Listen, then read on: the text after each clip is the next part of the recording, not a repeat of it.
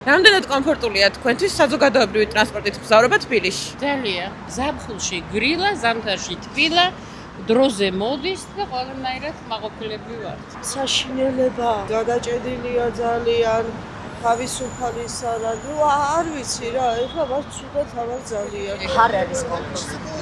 რომ დაამატონ დაიქნებათ. ისე შვენიერად. მე პირადად სულ ტრანსპორტით იმაშობ. საშინელება სერიოზულად აუარესებს ცხოვრების ხარისხს. რაც საზოგადოებრივი ტრანსპორტით დავდივარ, იმის მერე დღის განმავლობაში 2 და 3 ადგილას ვეღარ მივდივარ. ძალიან კომფორტულია. ავტობუსით ნორმალურია, მეტროც არა უშავს, შუა დღის საათებში. მაგრამ სამაგიეროდ ჩვენმა მერმა ძალიან დიდი ატკატიც მიიღო მაგათ ყიდვიდან.